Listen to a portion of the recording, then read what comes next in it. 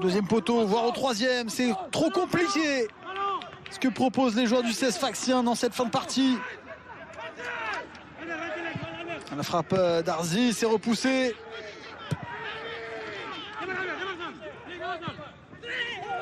La faute là par contre sur Gouma de la Mandienne, ça joue vite.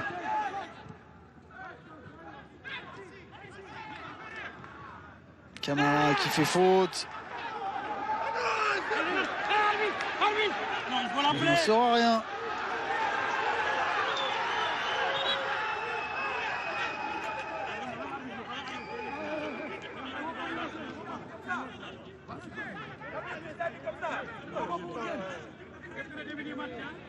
C'est vrai qu'il n'y avait pas grand chose, hein. On l'a vu de toute façon. Il s'est roulé par terre pour revenir logiquement, on va dire, sur le terrain pour gagner du temps. Ne pas être hors des limites du terrain, mais vous voyez les soigneurs qui viennent s'occuper de lui. Il va donc faire peut-être perdre un petit peu de temps à son équipe.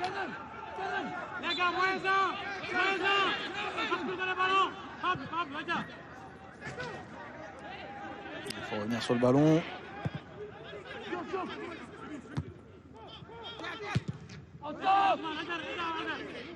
Indiana va retomber. C'est récupéré.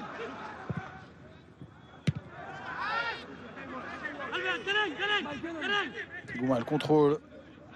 Plutôt bon. On va pouvoir revenir du côté de Maurice Gomis. La longue touche. La solidarité sénégalaise fait plaisir à voir.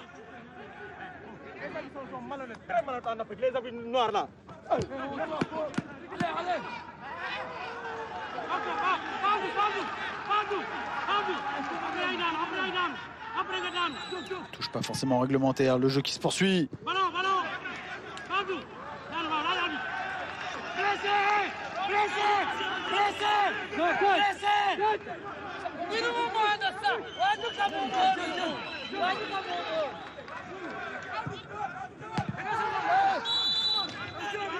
La faute là, ça va donner du temps à l'AS Jaraaf de se dégager. S'embrouille un petit peu. Fin de rencontre tendue. Dagdougla qui était au mauvais endroit, on va dire. Dans l'œil du cyclone.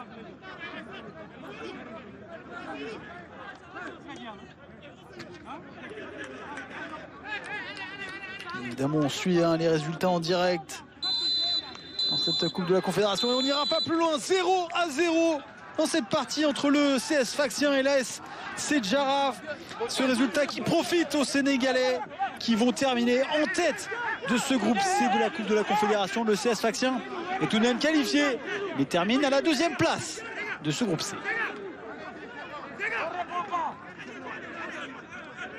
Et du coup, on attend évidemment la fin des résultats pour confirmer les qualifications des Pirates d'Orlando, les Sud-Africains, de l'ESC Tif, de la JS Kabylie, de Coton Sport